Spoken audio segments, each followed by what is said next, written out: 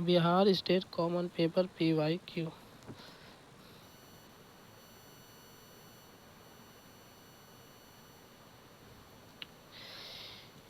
इनमें से कौन शिक्षण का एक निर्धारित स्तर नहीं है? स्मृति, समझ, चिंतनशील, विभेदीकरण, तो इनमें से कौन शिक्षण का एक निर्धारित स्तर नहीं है? इनमें से कौन शिक्षण का एक निर्धारित स्तर नहीं है? विभेदीकरण, विभेदीकरण, विभेदीकरण, विभेदीकरण। शिक्षण के 3 मुख्य स्तर हैं: स्मृति स्तर, समझ स्तर और चिंतनशील स्तर। ये स्तर सीखने की प्रक्रिया की बढ़ती जटिलता को दर्शाते हैं। इसलिए विभेदीकरण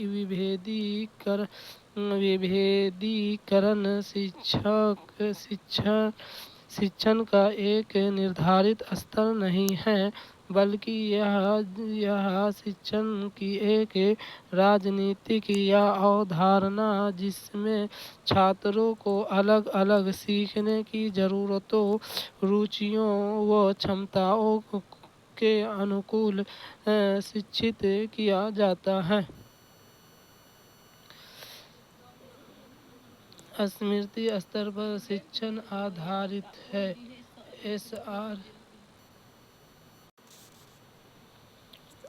स्मृति स्तर पर शिक्षण आधारित है।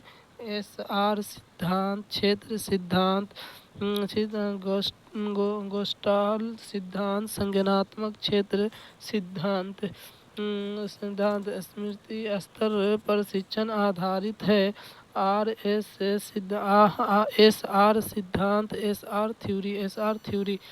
स्मृति स्तर पर शिक्षण मुख्य रूप से SR सिद्धांत पर आधारित है। यह सिद्धांत उत्तेजना से स्टिमुलस और प्रतिक्रिया रिस्पॉन्स के बीच संबंध स्थापित करने पर बल देता है।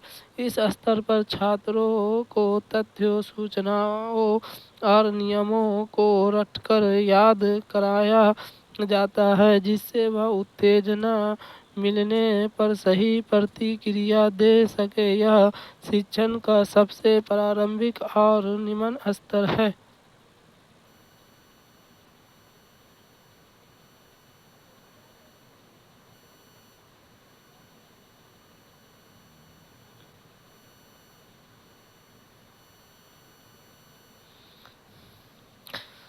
गेस्टाल्ट मनोवैज्ञानिक ने इसे सिद्ध किया है। बच्चे वस्तु को समग्र रूप से देखता है और फिर उसे हिस्से को बच्चा पहले भागों के बारे में ज्ञान प्राप्त करता है और फिर संपूर्ण के बारे में। आंशिक रूप से देखना अधिक सार्थक है, क्योंकि सीखी जाने वाली विषय वस्तु समझ में आती है। आंशिक शिक्षण के बाद संपूर्ण दृष्टिकोण अपनाया जाना चाहिए।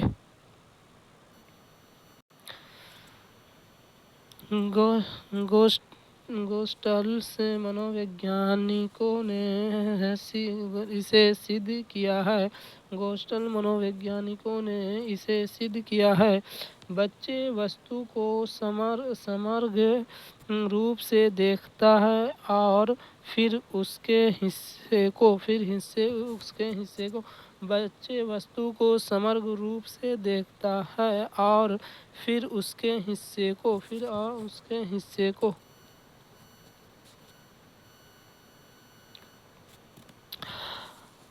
गेस्टाल्ट मनोवैज्ञानिकों ने यह सिद्ध किया है कि बच्चे किसी भी वस्तु या स्थिति को पहले समग्र रूप में देखता है और उसके बाद ही उसे अलग अलग पार्ट पर ध्यान केंद्रित करता है।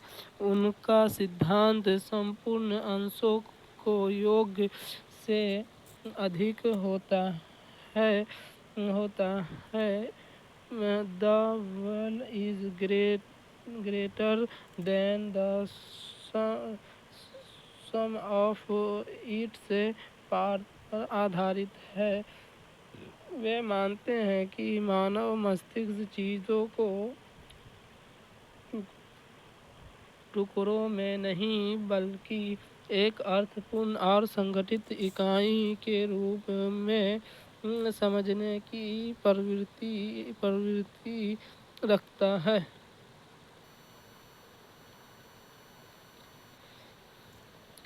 ब्लूम के वर्गीकरण का कौन सा क्षेत्र प्राप्त करना, प्रतिक्रिया देना, मूल्य निर्धारित करना और आदि जैसे उद्देश्यों से संबंधित है। भावात्मक क्षेत्र, मनो शारीरिक क्रियात्मक क्षेत्र, संज्ञानात्मक क्षेत्र, प्रतिक्रिया क्षेत्र, अफेक्टिव क्रिया क्षेत्र। ब्लूम्स के वर्गीकरण में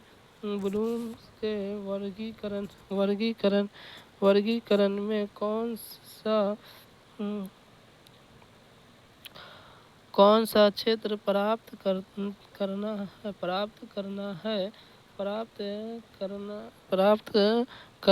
प्रतिक्रिया देना, मूल्य निर्धारित करना आदि जैसे उद्देश्यों से संबंधित है। कॉग्निटिव डोमेन्स,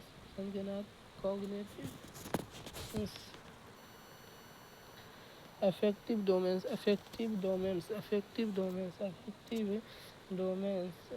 डोमेन्स है भावनात्मक क्षेत्र। ब्लूम के वर्गीकरण में भावात्मक क्षेत्र भावनाओं, दृष्टिकोणों, मूल्यों और रुचियों से संबंधित होता है। इसमें छात्रों के सीखने के प्रति प्रेरणा, सहानुभूति और सामाजिक कौशल जैसे पहलू शामिल होते हैं। यह क्षेत्र व्यक्ति के भावात्मक विकास और मूल्यों के आंतरिकीकरण पर केंद्रित है, जिससे व्यवहार में वांछनीय परिवर्तन आते हैं। संज्ञानात्मक क्षेत्र में सीखने का उच्च स्तर है। संज्ञानात्मक क्षेत्र में सीखने का उच्च स्तर है। इवोल्यूशन, मूल्यांकन, सिंथेसिस, संश्लेषण, एनालिसिस, विश्लेषण, एप्लीकेशन, अनुप्रयोग।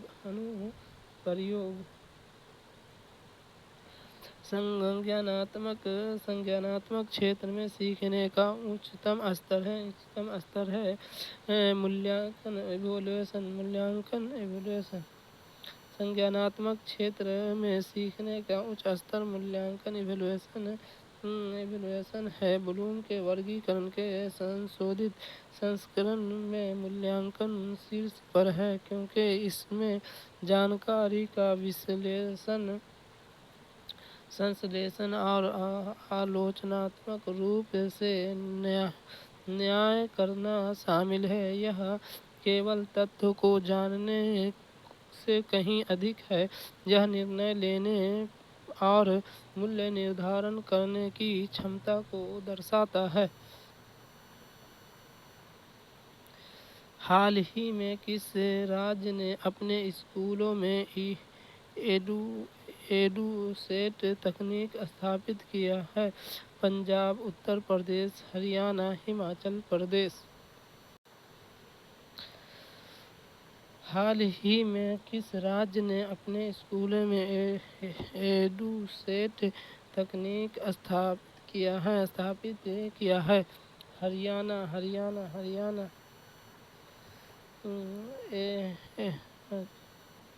एडुसेट उपग्रह आधारित शैक्षिक कार्यक्रम सबसे पहले हरियाणा राज्य में 21 मई 2007 को शुरू किए गए थे। इसका उद्देश्य दूर दूर दराज के क्षेत्रों में गुणवत्तापूर्ण शिक्षा प्रदान करना था, विशेषकर विज्ञान शिक्षा में सुधार लाना।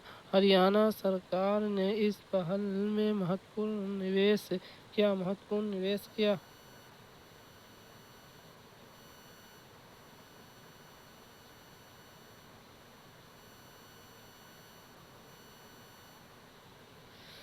निम्नलिखित में से कौन सी एक अच्छी कहानी का गुण नहीं है?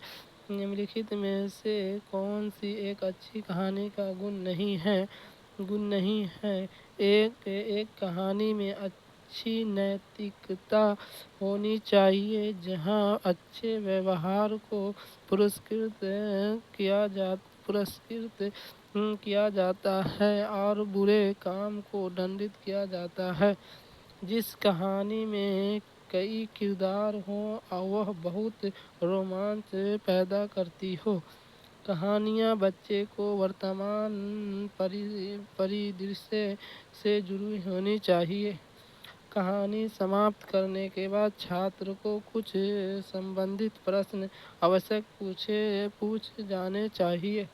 निम्नलिखित में से कौन सी एक अच्छी कहानी का गुण नहीं है? अच्छी कहानी का गुण नहीं। जिस कहानी में कई किरदार हों वह बहुत रोमांच पैदा करती हो। जिस कहानी में कई किरदार हो वह बहुत रोमांच पैदा करती हो। एक अच्छी कहानी का गुण यह नहीं है कि उसमें बहुत सारे किरदार हो और वह बहुत रोमांच पैदा करे। अत्यधिक पात्रों से कहानी जटिल हो सकती है और पाठक के लिए उन्हें समझना मुश्किल हो सकता है। अच्छी कहानी में किरदारों की संख्या कहानी की ज़रूरत के हिसाब से संतुलित होनी चाहिए, न कि केवल रोमांच के लिए।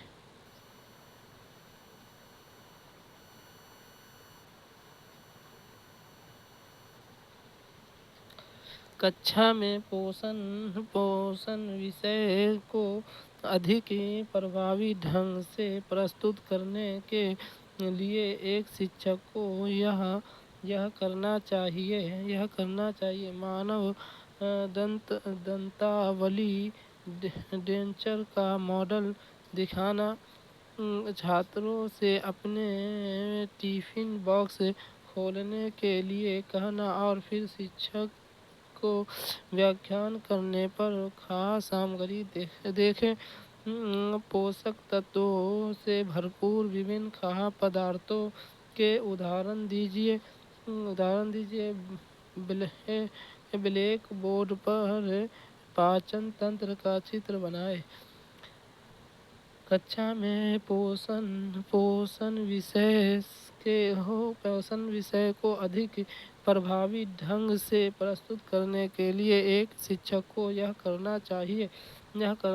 छात्रों से अपने टिफिन बॉक्स खोलने के लिए कहना और फिर शिक्षक को व्याख्या करने पर खाद्य सामग्री देखें।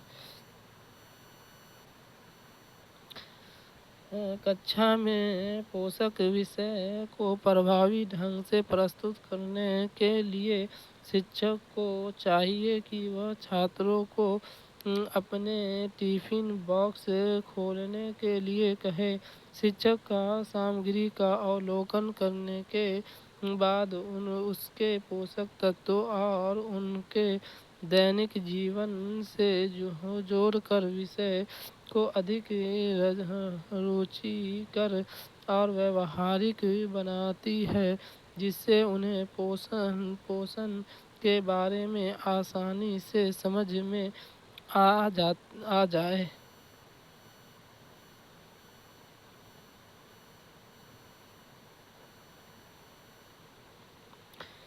डैश एक दिशा निर्देश है जो आपको यह व्यवस्थित करने में मदद कर सकता है कि आपको पाठ में क्या सीखना और कैसे सीखना होगा। विषय वस्तु, पाठ योजना, मानचित्र, इनमें सभी। डैश एक दिशा निर्देश है जो आपको यह व्यवस्थित करने में मदद कर सकता है कि आपको पाठ में क्या सीखना और कैसे सीखना है। पाठ योजना एक दिशा निर्देश है जो आपको यह व्यवस्थित करने में मदद कर सकता है कि आपको पाठ में क्या सीखना और कैसे सीखना होगा।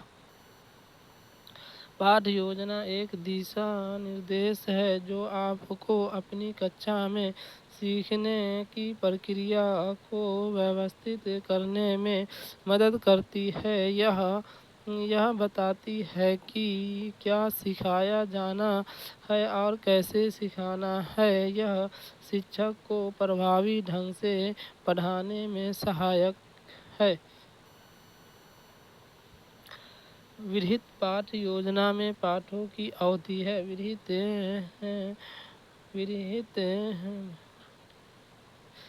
विरहित पाठ योजना में पाठों की विधि है 5 से 10 मिनट, 10 से 20 मिनट, 20 से 30 मिनट, 35 से 45 मिनट। तो विरहित पाठ योजना में पाठों की अवधि है 35 से 45 मिनट, 35 से 45 मिनट। विरहित पाठ योजना में पाठों की अवधि 35 से 45 मिनट होती है। यह अवधि छात्रों को विषय वस्तु को गहराई से समझने और विभिन्न गतिविधियों में भाग लेने के लिए पर्याप्त समय प्रदान करती है, जिससे प्रभावी शिक्षण अधिगम संभव होता है। सूक्ष्म शिक्षण का उद्देश्य है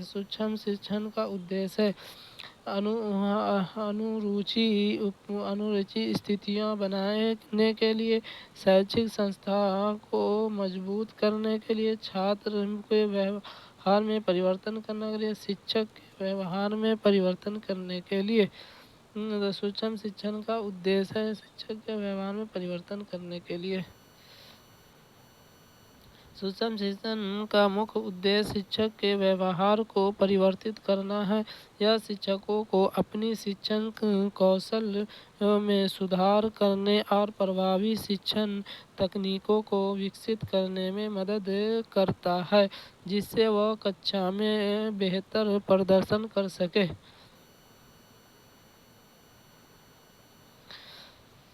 क्या सूक्ष्म शिक्षण वास्तविक शिक्षण है? हाँ, नहीं, हाँ और न, दोनों अलग अलग दृष्टिकोण से कुछ कहा नहीं सकते। क्या सूक्ष्म शिक्षण वास्तविक शिक्षण है? हाँ और न, दोनों अलग अलग दृष्टिकोण से।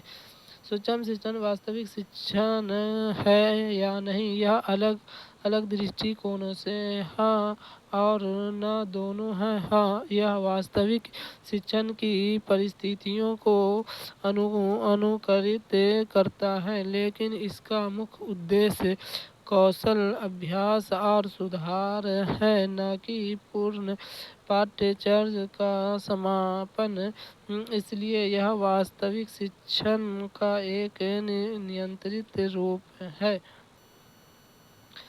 शैक्षिक उद्देश्यों को सरल से जटिल की ओर व्यवस्थित किया जाता है। ऐसा क्यों?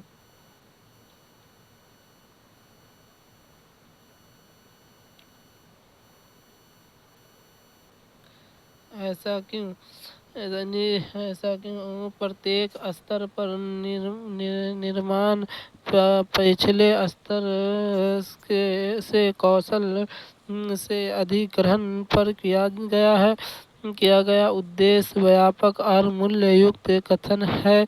जो शिक्षक को दर्शन के लक्ष्य तक ले जाते हैं।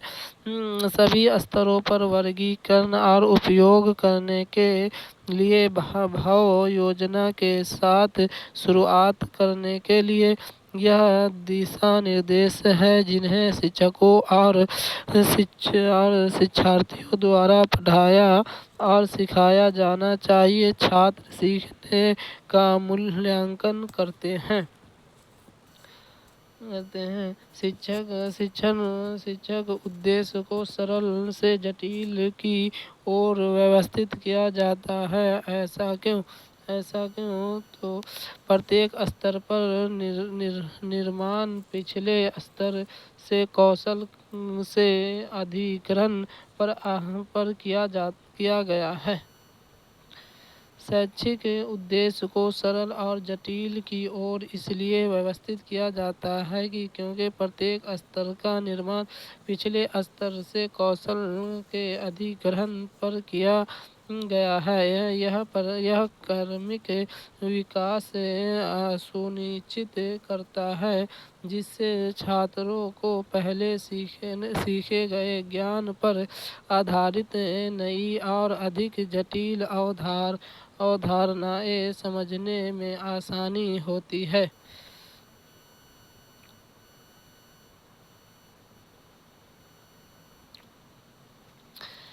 छात्रों को अच्छे मानसिक स्वास्थ्य को बनाए रखने के लिए निम्नलिखित में से क्या अधिक महत्वपूर्ण है?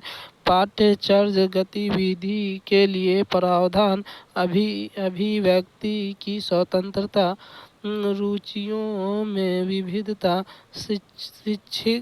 शिक्षक की भूमिका और विद्यालय का वातावरण। छात्रों को अच्छे मानसिक स्वास्थ्य को बनाए रखने के लिए निम्नलिखित में से क्या अधिक महत्वपूर्ण है? शिक्षक की भूमिका और विद्यालय का वातावरण। शिक्षक की भूमिका और विद्यालय का वातावरण छात्रों के अच्छे मानसिक स्वास्थ्य को बनाए रखने के लिए शिक्षक की भूमिका और विद्यालय का वातावरण आवश्यक है। शिक्षक में विद्यालय और शिक्षक का महत्वपूर्ण योगदान होता है। विद्यालय विद्यार्थियों को सीखने के लिए अनुकूल वातावरण प्रदान करता है। शिक्षक न केवल ज्ञान देते हैं बल्कि संस्कार, नैतिकता और अनुशासन भी सीखते हैं। वे विद्यार्थी को सर्वांगीण विकास में सहायक होते हैं और समाज निर्माण में भूमिका निभाते हैं। बीएम का मतलब है budget money, budget monitoring, budget materials, budget manual. BM का मतलब है बजट मैनुअल।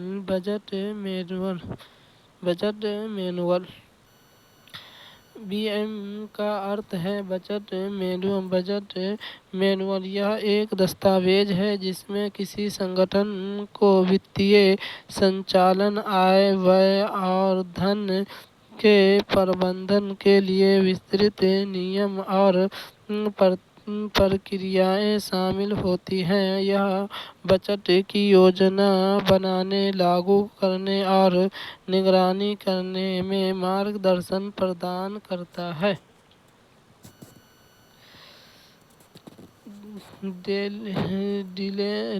डिलनेट का अर्थ है दिल्ली लाइब्रेरी नेटवर्क।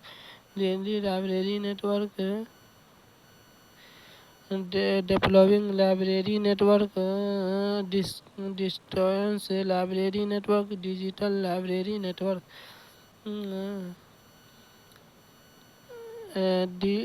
डिलनेट का अर्थ है डीनेट का अर्थ है डेवलपिंग लाइब्रेरी का नेटवर्क, डेवलपिंग लाइब्रेरी का नेटवर्क।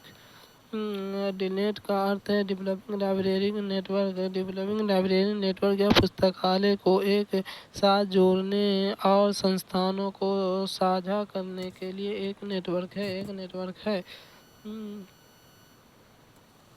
भारत में निम्नलिखित पुस्तकालयों में से कौन सा सबसे पुराना पुस्तकालय है? Asiatic society library Bombay, Connemara public library Madras, Delhi public library Delhi, भारतीय राष्ट्रीय पुस्तकालय कलकत्ता। भारत में निम्नलिखित पुस्तकालयों में से कौन सा सबसे पुराना पुस्तकालय है? भारतीय राष्ट्रीय पुस्तकालय कोलकाता, भारतीय राष्ट्रीय पुस्तकालय कलकत्ता। भारत का सबसे पुराना पुस्तकालय national library of India Kolkata, भारतीय राष्ट्रीय पुस्तकालय कलकत्ता है, जिसकी स्थापना 1836 में हुई। सीखने को सुगम बनाने के लिए शिक्षक को प्रोत्साहित करना चाहिए। व्याख्यान से, प्रश्न और उत्तर पत्र से, अतिरिक्त कक्षा से, कार्य अनुभव से। सीखने को सुगम बनाने के लिए शिक्षक को प्रोत्साहित करना चाहिए। प्रश्न और उत्तर सत्र।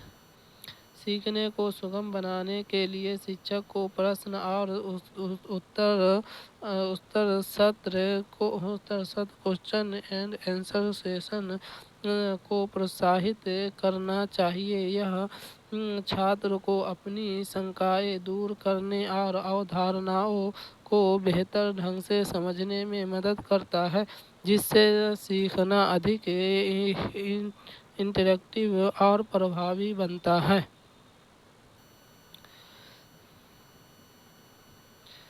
शिक्षण प्रक्रिया की सफलता निम्नलिखित में से किस पर निर्भर करती है? शिक्षक छात्रों की शारीरिक आवश्यकताओं को कितनी अच्छी तरह समझता है? शिक्षक छात्रों को शैक्षणिक आवश्यकताओं की कितनी अच्छी तरह समझता है? शिक्षक विद्यार्थियों को कितनी अच्छी तरह पढ़ाते हैं? इनमें से कोई नहीं। शिक्षण प्रक्रिया की सफलता निम्नलिखित में से किस पर निर्भर करती है? शिक्षक छात्रों के शैक्षणिक आवश्यकताओं को कितनी अच्छी तरह समझता है। शिक्षक छात्रों की शैक्षणिक आवश्यकताओं को कितनी अच्छी तरह समझता है।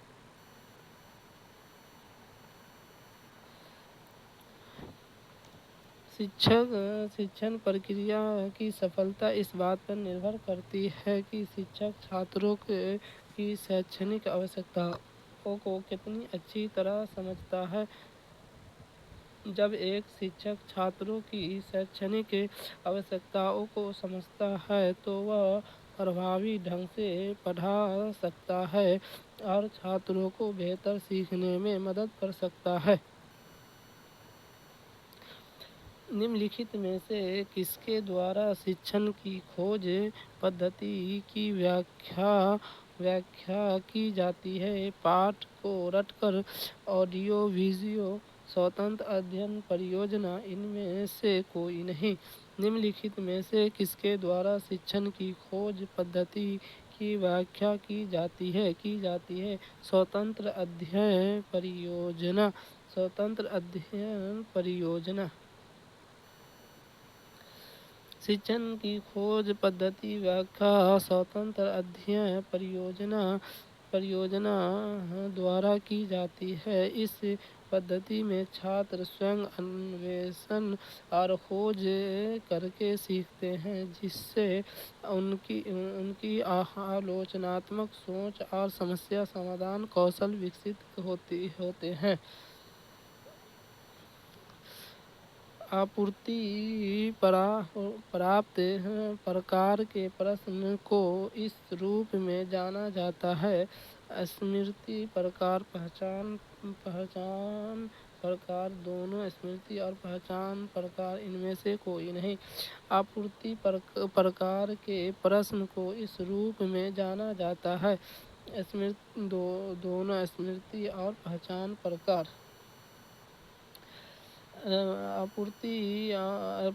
आपूर्ति प्रकार के प्रश्न को स्मृति और पहचान प्रकार के रूप में भी जाना जाता है। इस प्रश्न में उत्तर देने के लिए जानकारी को याद करना और सही उत्तर को पहचानना दोनों शामिल होता है। सापेक्ष ग्रेडिंग को अन्य किस रूप में जाना जाता है?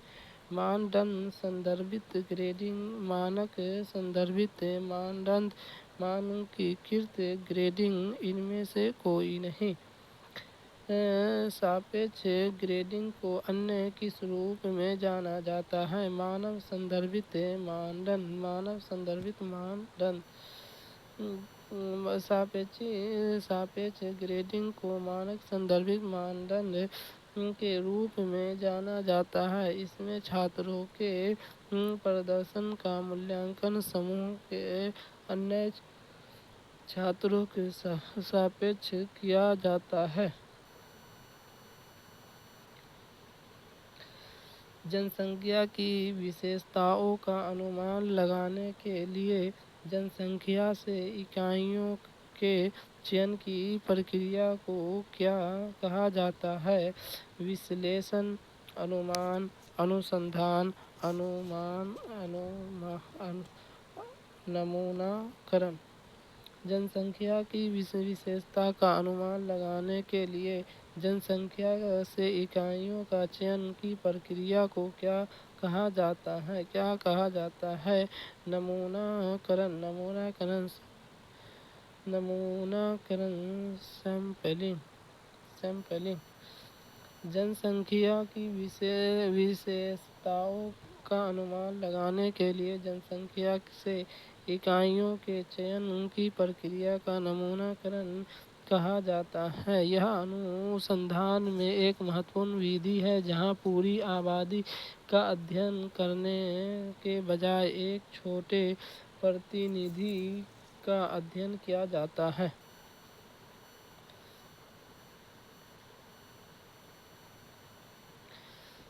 पाठ्यचर्या की योजना बनाने और उसे लागू करने में स्कूल में इसका चयन होता है। राष्ट्र का, क्षेत्र का, संस्कृति, जनसंचार। पाठ्यचर्या की योजना बनाने और उसे लागू करने में स्कूल में इसका चयन होता है। संस्कृति कल्चर, संस्कृति। पाठ्यचर्या की योजना बनाने और उसे लागू करने में स्कूल कल्चर से इसका चयन किया जाता है। शिक्षा के माध्यम से बच्चे में सामाजिक और सांस्कृतिक मूल्य का समावेश होता है, इसलिए पाठ्यचर्या निर्माण में संस्कृति की महत्वपूर्ण भूमिका होती है।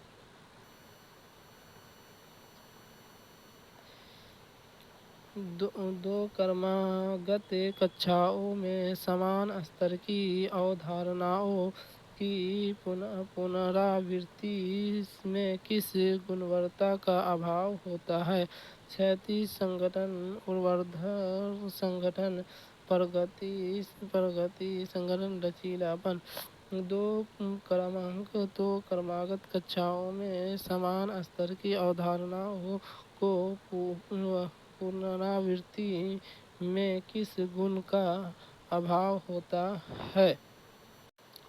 ऊर्ध्वाधर संगठन,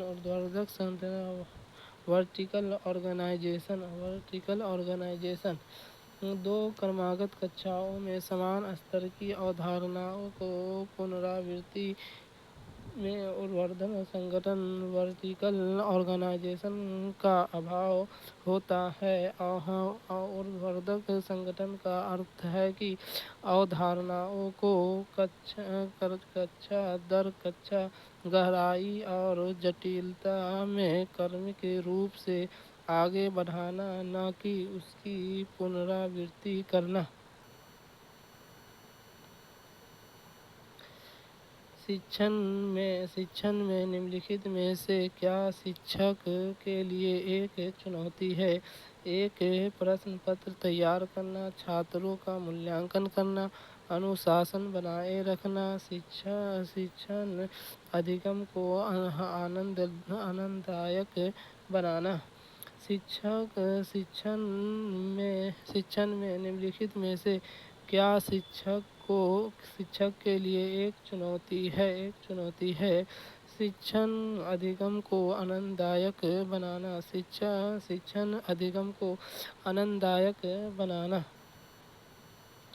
शिक्षण में शिक्षक के लिए सबसे बड़ी चुनौती शिक्षण अधिगम को आनंददायक बनाना है। एक, प्रश्न पत्र तैयार करना, छात्रों का मूल्यांकन करना और अनुशासन बनाए रखना शिक्षक के नियमित कार्य हैं, लेकिन शिक्षण को रोचक और प्रभावी बनाना ताकि छात्र सक्रिय रूप से सीखे और आनंद ले, इसके लिए निरंतर प्रयास, रचनात्मकता और छात्रों की विधि आवश्यकताओं को समझना आवश्यक है।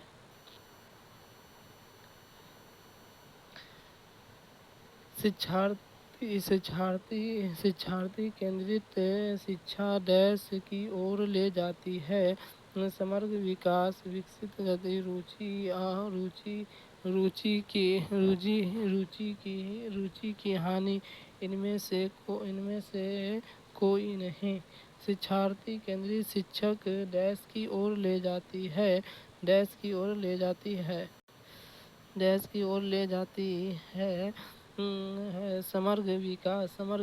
समग्र शिक्षार्थी केंद्रित शिक्षा समग्र विकास की ओर ले जाती है। शिक्षार्थी केंद्रित शिक्षा समग्र विकास की ओर ले जाती है। यह छात्रों की आवश्यकताओं, रुचियों और क्षमताओं पर ध्यान केंद्रित करती है, जिससे वह सक्रिय रूप से सीखने की प्रक्रिया में शामिल होते हैं। यह विविध केवल अकादमिक ज्ञान तक ही सीमित नहीं रहती, बल्कि छात्रों के शारीरिक, मानसिक, भावनात्मक और सामाजिक पहलुओं को विकास में भी सहायक होती है, जिससे उनका सर्वांगीण विकास सुनिश्चित होता है। देश में शिक्षक शिक्षा प्रणाली में नियोजित तथा समन्वय विकास में शामिल शीर्ष संस्था है। यूजीसी, एनसीईआरटी, एनसीटीई, एक्सएसईडीएक्स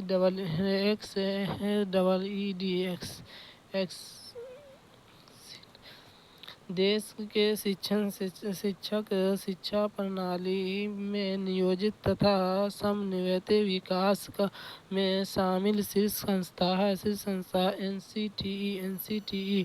एनसीटीई देश में शिक्षा प्रणाली के नियोजित और समुचित विकास के लिए सर्वोच्च संस्था राष्ट्रीय अध्यापक शिक्षा परिषद एनसीटीई है। एनसीटीई का कार्य शिक्षा के मानकों को बनाए रखना, पाठ्यक्रम निर्धारित करना और देश भर में शिक्षा संस्थानों को मान्यता प्रदान करना है, ताकि गुणवत्तापूर्ण शिक्षकों का निर्माण सुनिश्चित हो सके।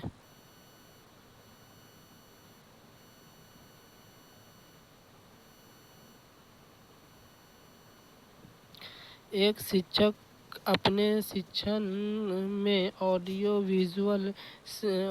विजुअल सहायता और शारीरिक गतिविधियों का उपयोग करती है, क्योंकि अधिगम को बढ़ाने के लिए इंद्रियों की अधिकतम संख्या का उपयोग करे, शिक्षक को राहत प्रदान करे, प्रभावी मूल्यांकन की सुविधा, शिक्षार्थियों को एक नया आयाम प्रदान करे।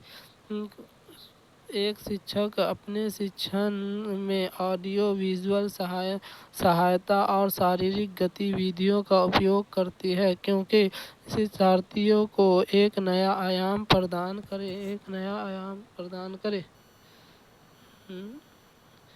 अधिगम को बढ़ाने के लिए इंद्रियों की अधिकतम संख्या का उपयोग करें। एक शिक्षक अपने शिक्षण में ऑडियो विजुअल सहायता और शारीरिक गतिविधियों का उपयोग करती है, क्योंकि अधिगम को बढ़ाने के लिए इंद्रियों की अधिकतम संख्या का उपयोग करें। अधिगम को बढ़ाने के लिए इंद्रियों की अधिकतम संख्या का उपयोग करें।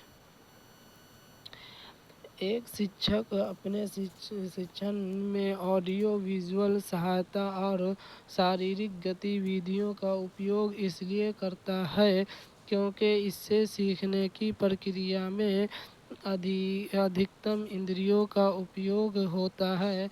जब छात्र देख कर, सुनकर और करके सीखते हैं तो जानकारी को बेहतर ढंग से समझते हैं और याद रखते हैं। यह विधि अधिगम को अधिक प्रभावी, आकर्षक और अस्थायी बनाती है। एक शिक्षण सहायक सामग्री एक शिक्षक द्वारा पाठ सिखाने में मदद करने के लिए बनती है। छात्र के लिए, शिक्षक के लिए, माता पिता के लिए, प्राचार्य के लिए, प्रिंसिपल के लिए। तो एक शिक्षक सहायक सामग्री एक शिक्षक द्वारा पाठ सिखाने में मदद करने के लिए बनती है। छात्र के लिए शिक्षक सहायक सामग्री मुख्य रूप से छात्रों के लिए तैयार किया जाता है। इनका उपयोग शिक्षक पाठ को सरल बनाने, समझने योग्य और रोचक बनाने के लिए करते हैं, ताकि छात्र बेहतर तरीके से सीख सकें। यह सामग्री छात्रों की आवश्यकताओं को अधिक प्रभावी ढंग से समझने में मदद करती है, जिससे सीखने का अनुभव अधिक आकर्षण और अस्थायी बनता है।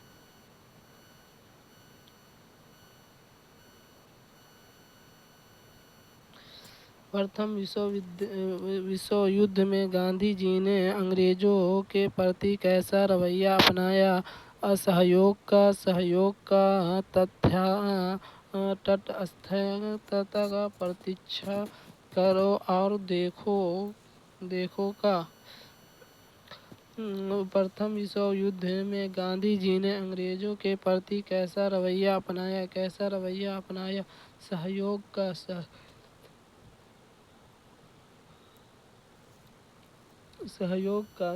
का। प्रथम विश्व युद्ध 1914 से 1918 में गांधी जी ने अंग्रेजों के प्रति सहयोग का रवैया अपनाया था। उन्होंने इस उम्मीद में ब्रिटिश युद्ध प्रयासों का समर्थन किया था कि युद्ध के बाद अंग्रेजों भारत को स्वशासन प्रदान करेंगे। यह कम से कम अधिक स्वायत्तता देंगे। बिहार के राष्ट्रीय वाहनों की संख्या है 1, 2, 3, 4। बिहार में राष्ट्रीय वाहनों की संख्या है 1। बिहार में राष्ट्रीय वाहनों की संख्या 1। बिहार में एक राष्ट्रीय वाहन है जिसका नाम वाल्मीकि राष्ट्रीय वाहन है। यह बिहार के पश्चिम चंपारण जिले में स्थित है। यह बाघों के लिए एक संरक्षित क्षेत्र है। इसे 1978 वन्य जीवों अभयारण्य के रूप में अधिसूचित किया गया था, जबकि 1990 में इसे बाघ अभयारण्य के रूप में नामित किया गया। द कम्युनिस्ट मोनिफेस्टो पुस्तक किसने लिखी, किसने लिखी जिसके समाजवादी विचारों की नींव रखी?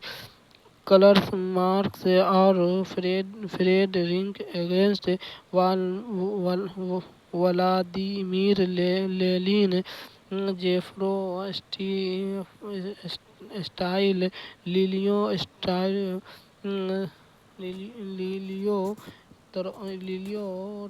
ट्रोत्स्की। द कम्युनिस्ट मैनिफेस्टो पुस्तक किसने लिखी जिसने समाजवादी विचारों की नींव रखी? कार्ल मार्क्स और फ्रेडरिक एंगल्स। कम्युनिस्ट मैनिफेस्टो, जिसे मूल रूप से manifesto of the communist party के नाम से जाना जाता है, यह मौलिक राजनीतिक पुस्तिका है जिसे कार्ल मार्क्स और फ्रेडरिक एंगल्स ने लिखा था। यह पुस्तक पहली बार 21 फरवरी 1848 को प्रकाशित हुई। असहयोग आंदोलन के साथ आंदोलन को जोर दिया गया है। खिलाफत आंदोलन, भारत छोड़ो आंदोलन, चंपारण आंदोलन, संथाल आंदोलन। असहयोग आंदोलन के साथ आंदोलन को जोर दिया गया है। खिलाफत आंदोलन को असहयोग आंदोलन 1 अगस्त 1920 के साथ खिलाफत आंदोलन 1919 से 1924 को जोर दिया गया था। खिलाफत आंदोलन को असहयोग आंदोलन के साथ मिलाने से भारत के दो प्रमुख धार्मिक समुदाय हिंदू और मुसलमान मिलकर औपनिवेशिक शासन का अंत कर देंगे, ऐसी आशा महात्मा गांधी ने की थी। निम्नलिखित में से कौन डिवाइड कॉमेडी के लेखक हैं? डिवाइड कॉमेडी के लेखक हैं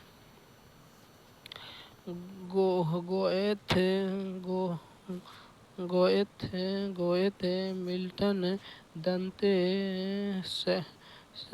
शेक्सपियर। निम्नलिखित में से कौन डिवाइन कॉमेडी के लेखक हैं? दंते। डिवाइन कॉमेडी के लेखक दंते अलिगियरी है। यह इतिहास साहित्य, इतालवी साहित्य की सबसे महत्वपूर्ण कृतियों में से एक है। इसे 1308 से 1321 के बीच लिखा गया था। वे पौधे जिन्हें बढ़ने के लिए सहारे की आवश्यकता होती है कहलाते हैं लता। इनमें से कोई नहीं। जड़ी बूटी दोनों। वे पौधे जिन्हें बढ़ने के लिए सहारे की आवश्यकता होती है कहलाते हैं लताएं। वह पौधे जिन्हें बढ़ने के लिए सहारे की आवश्यकता होती है लता कहलाते हैं, जिसे मनी प्लांट, अंगूर, लौकी, खीरा, कद्दू, करेला, चमेली, बैगनविलिया, मधुमालती, मटर, सेम आदि।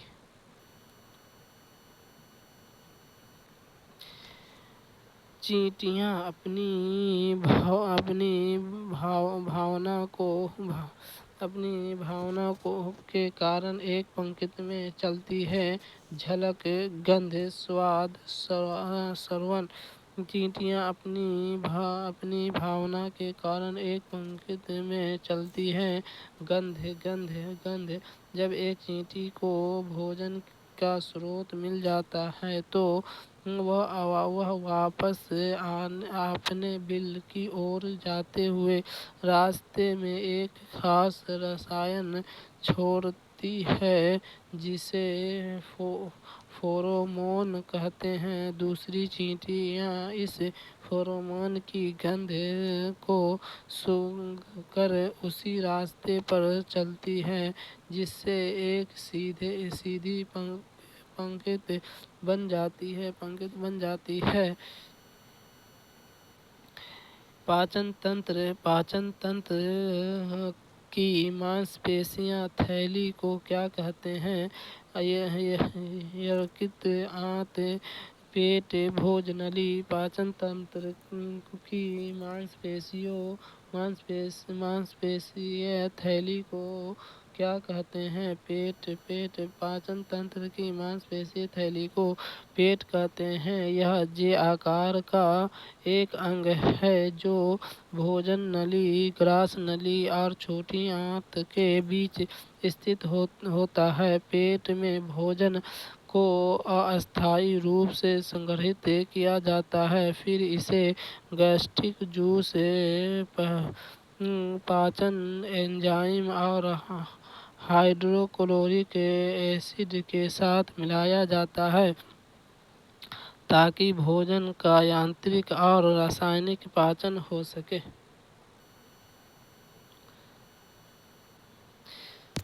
हमारे देश के निम्नलिखित में से किस राज्य में अधिकतर लोग नारियल के तेल में पकाई गई समुद्री मछली खाना पसंद करते हैं? मिजोरम, गोवा, जम्मू और कश्मीर, बिहार।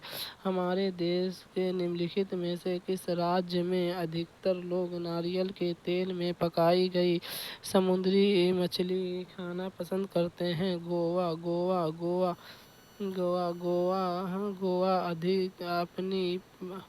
गोवा अपनी तटीय स्थिति और नारियल की प्रचुरता के कारण समुद्री भोजन और नारियल तेल का उपयोग के लिए प्रसिद्ध है। धौत्य है कि केरल राज्य भी नारियल के तेल में मछली पकाने के लिए जाना जाता है।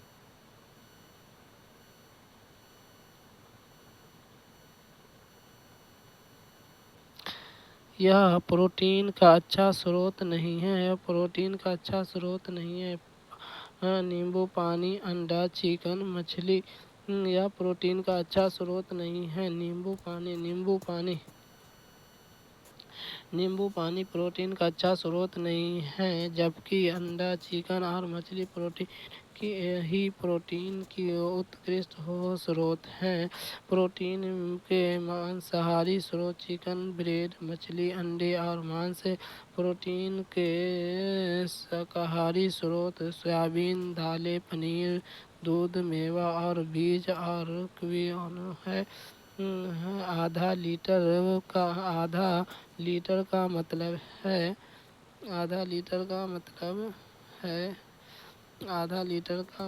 है तो आधा लीटर एक लीटर में 1000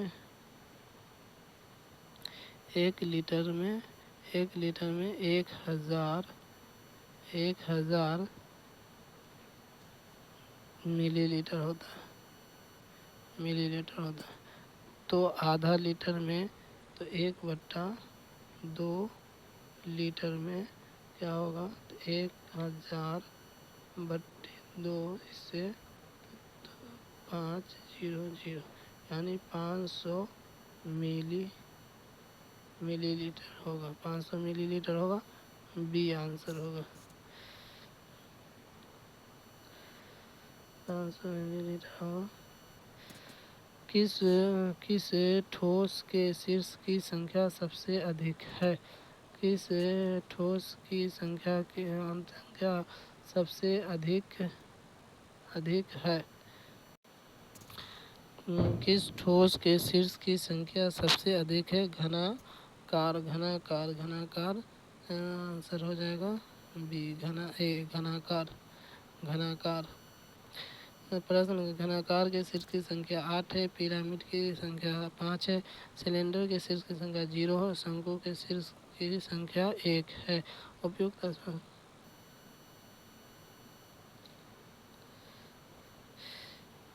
-35 -7 प्लस -3 बराबर क्या होगा?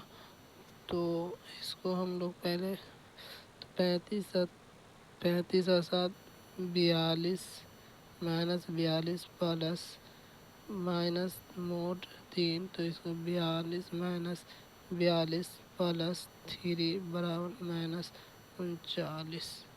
डी आंसर होगा, डी।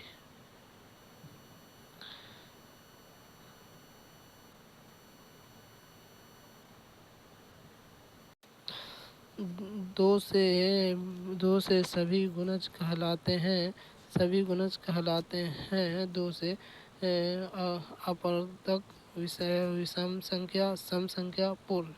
तो विषम संख्या होगा, सम संख्या है, सम संख्या जो दो से सभी गुणज कहलाते हैं सम संख्या।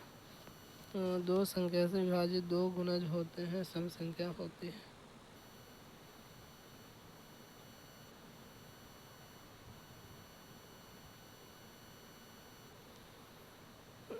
एक ऋणात्मक पूर्णांकों को दूसरे ऋणात्मक पूर्णांकों से विभाजित करने पर लगभग होता है। हमेशा नकारात्मक, हमेशा सकारात्मक, या तो सकारात्मक या नकारात्मक, या एक एक ऋणात्मक पूर्णांक को दूसरे ऋणात्मक पूर्णांक से विभाजित करने पर लगभग होता है।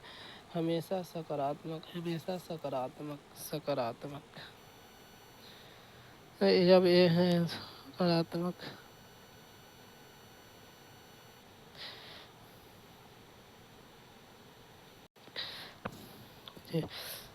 थर्मामीटर दिए गए प्रश्न को चिन्ह स्थान पर चुनिए। थर्मामीटर तापमान, यानी थर्मामीटर से हम तापमान में तापमान नापते, तो ओपिसोमीटर, ओपिसोमीटर को से हम क्या रेखा खींचते हैं, क्या रेखा खींचते हैं, रेखाएं। आंसर बी होगा इसका, बी। पर थर्मामीटर का तापमान मापा जाता है, उसी प्रकार ओपिसोमीटर से वक्र रेखा की लंबाई मापी जाती है।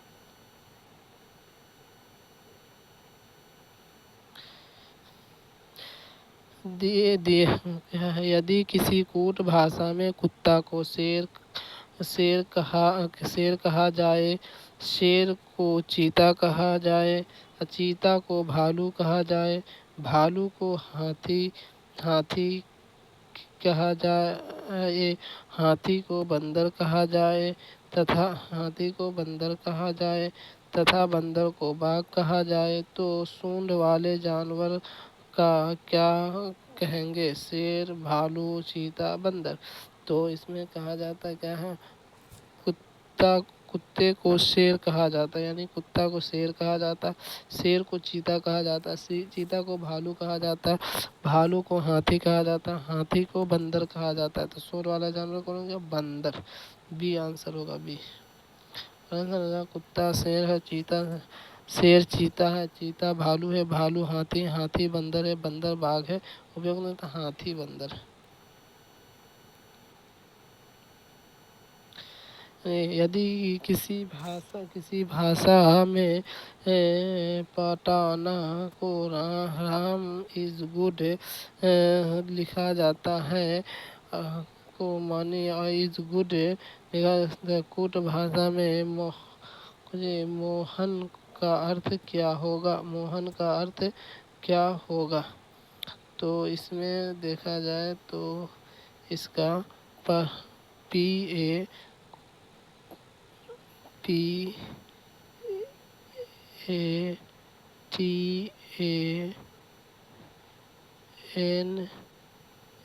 को क्या लिखा जाता है? Ram Ram is good, Ram is good. तो कटअप तो KATAPA को क्या लिखा जाता है? Mohan is good. Mohan is good. Mohan is good.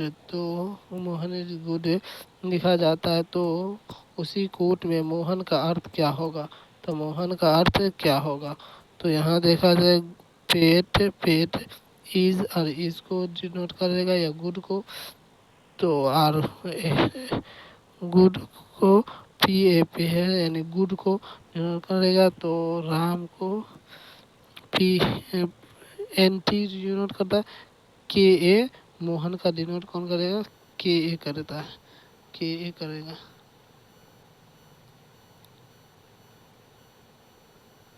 Mohan को KAC होगा, आंसर KC होगा, C।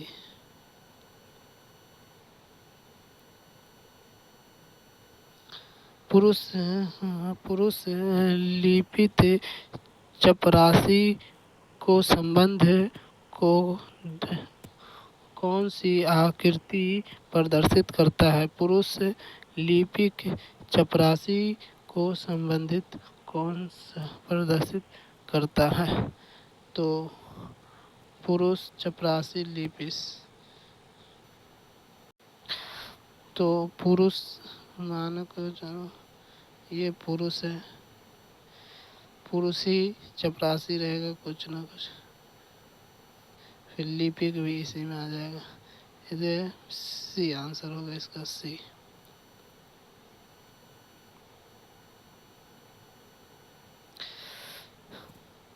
यदि M का भाग अर्थ है, K का अर्थ माइनस है, R का अर्थ प्लस है तथा T का अर्थ है गुना है, तो क्या होगा? तो इसको हम इस तरह 12 T 8 M 12 R 16 K 14। तो क्या बोला? 12 T का अर्थ क्या है? गुना, गुना 8 M का भाग 12, R का अर्थ क्या है? प्लस 16, फिर K का अर्थ क्या है? K का अर्थ है माइनस 14। तो पहले हम भाग करेंगे, तो भाग करने पर तो इसमें को क्या हो जाएगा? यहाँ इसको गुना करेंगे पहले, 12 चौक 48 भागा 12 प्लस 16 माइनस 14, तो 12 चौक 48, 12 96 होगा, 96 को तो 12 8 प्लस 16 प्लस माइनस 14 इसे बराबर होगा 24 माइनस 14 बराबर में 10। C आंसर होगा, C। दिए गए C आंसर होगा, C। इसके आगे हम लोग फिर अब कल पढ़ेंगे।